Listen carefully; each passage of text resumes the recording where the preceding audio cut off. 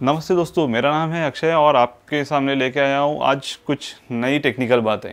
तो ये चीज़ें आप को पता रहना बहुत ज़्यादा ज़रूरी है। तो आज का हमारा जो टॉपिक है दोस्तों वो है लेज़र जेट प्रिंटर और इंकजेट प्रिंटर। तो कौन सा प्रिंटर आपके लिए है बेहतर, जानते हैं इस वीडियो के ज़रिए।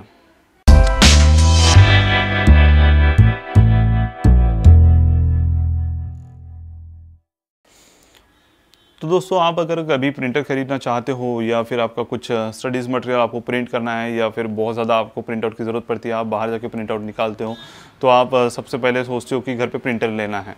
तो प्रिंटर आपको कैसे लेना है और कौन सा लेना चाहिए, तो वो डिपेंड करता है आपके यूजेस पे। आप कितना प्रिंटर यूज़ करोगे या फिर आपको कितने डेली प्रिंट आउट निकालना है या फिर महीने के कितने प्रिंट आउट निकालते होंगे, तो उसके ऊपर डिपेंड करता है आपने इंकजेट प्रिंटर के साथ जाना चाहिए या फिर लेज़र जेट।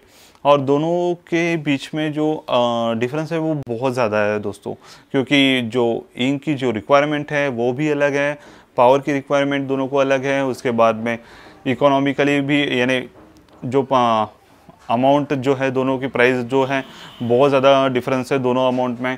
उसके बाद में जो रिफ़िल जो कर सकते हैं, यानी मेंटेनेंस की अगर हम बात करते हैं तो लेज़र जेट को कम मेंटेनेंस की ज़रूरत पड़ती है। इंकजेट को मेंटेन करना, यानी आपने 1-2 दिन में प्रिंट आउट निकालते होंगे तो ही इंकजेट लेना बेटर है, नहीं तो फिर उसके हेयर ड्राई होना, ये बहुत सारे प्रॉब्लम्स आपको फेस करने पड़ सकते हैं।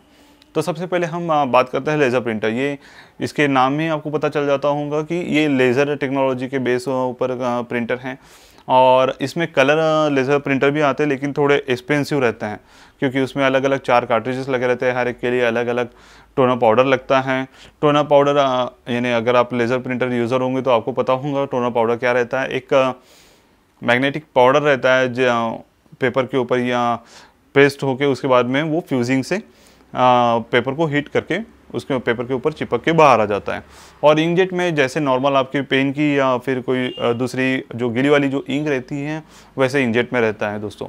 तो एक हेड रहता है जो पेपर के ऊपर, अगर आपने इंकजेट प्रिंटर कभी देखा होगा तो एक हेड ऐसे घूमते रहता है, तो वो पेपर के ऊपर प्रिंट करके आपको नॉर्मली एक प्रिंट आउट निकाल के दे देता है। इंकजेट सस्ता क्यों रहता है, क्योंकि इंकजेट में एक नॉर्मल हेड काम करता रहता है, उसमें कुछ फ्यूज़र असेंबली नहीं रहती, कुछ हीटिंग असेंबली नहीं रहती, उसके बाद में लेज़र का कुछ ज़्यादा काम नहीं रहता।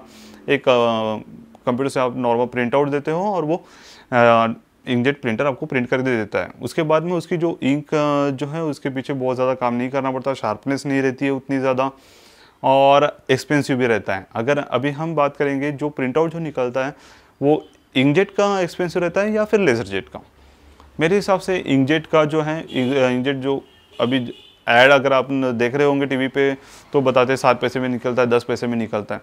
दोस्तों, एक चीज़ यहाँ पे मैं क्लियर कर देता हूँ कि अगर डिपेंड करता है आप कौन से स्टाइल में आप प्रिंट आउट दे रहे हो। अगर नॉर्मल टेक्स्ट दे रहे हो तो वहाँ पे भी आपको 10 से 15 पैसा मेरे एक्सपीरियंस के हिसाब से आपको एक प्रिंट आउट का पड़ता है। अगर वही चीज़ अगर आप इसमें प्रिंट आउट करोगे लेज़र जेट में, तो वहाँ पे आपको 5 या 6 पैसे में एक प्रिंट आउट पड़ सकता है। लेकिन इंकजेट में कैसा है दोस्तों, अगर एक कार्ट्रिज अगर आपका ख़त्म हो जाए तो पहले जो कार्ट्रिजेस आते तो उसे आप रिफ़िल कर सकते थे इंकजेट में। अभी जो नए इंकजेट जो आ रहे हैं उसमें रिफ़िलिंग का कोई ऑप्शन नहीं है, जो सस्ते वाले इंकजेट हैं। अगर आप एप्सन के 360 जो इंक टैंक वाले वगैरह जो अभी आ रहे हैं, तो इसमें आप घर पे ही रिफ़िल कर सकते हो। जो कुछ 2500-3000 के जो नॉर्मल जो प्रिंटर्स आते हैं उसमें आप रिफ़िल नहीं कर सकते, उसका अंदर एक छोटा सा कार्ट्रिज होता है, उसको निकाल के आपको फेंकना है और दूसरा लगा देना है। तो ये चीज़ है। उसके बाद में हम आते हैं लेज़र प्रिंटर। लेज़र प्रिंटर में एक नॉर्मल जो स्टैंडर्ड कार्ट्रिजेस हैं आज की डेट में 12 है और 36 है और 88 है। ये तीनों ही कार्ट्रिज बहुत ज़्यादा मार्केट में चलते हैं और मैक्सिमम, यानी आप पकड़ के चलिए 80% प्रिंटर्स में 12 है, 88 है या फिर 36 है, यही कार्ट्रिज रहता है। तो उसको रिफ़िल करवाना बहुत ही आसान है, आप घर पे भी कर सकते हो। 1-2 बार आपने प्रॉपर करके देख लिया तो घर पे वो रिफ़िल हो सकता है। उसके बाद में अगर आपकी प्रिंट आउट प्रॉपर नहीं आ रही तो एक छोटा सा ड्रम रहता है, कुछ डेवलपर्स रॉड्स रहते हैं, उसमें डॉक्टर ब्लेड रहती है, तो वो ये सारी चीज़ों के ऊपर से आप उसको, बाकी कुछ मेंटेनेंस की आपको ज़रूरत नहीं पड़ेगी। मेंटेनेंस की जो ज़्यादा ज़रूरत इंकजेट को भी नहीं है, उसको सिर्फ आपको ढक के प्रॉपर रखना है, बाकी कुछ नहीं करना है। और जो सस्ते जो प्रिंटर रहते हैं उसके सिर्फ आपको जो हेड तो उसमें आपको दिखेगा नहीं, क्योंकि उसमें जो कार्ट्रिज है वही हेड बन जाते हैं सस्ते वाले प्रिंटर्स में।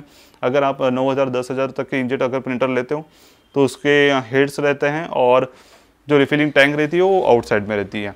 तो उसमें जो अगर कभी हेड ड्राई हो जाए तो सबसे मेन पार्ट रहता है इंकजेट में हेड, अगर वो एक बार नीचे से ड्राई हो गया तो उसको रिपेयर करना नामुमकिन सा हो जाता है, और नया हेड अगर खरीदने जाओ तो 3-3.5 हज़ार का हो जाता है, और अगर प्रिंटर आपका 10-1 हज़ार का हो तो मेरे हिसाब से अगर आप जाना चाहो तो आपने लेज़र जेट प्रिंटर के साथ ही जाना चाहिए।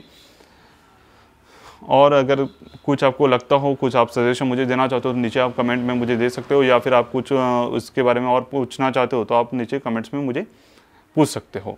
तो आज के लिए इतना ही दोस्तों। अगर आपको ये वीडियो पसंद आया हो तो लाइक कीजिए, शेयर कीजिए और सब्सक्राइब करना ना भूलें। Thank you.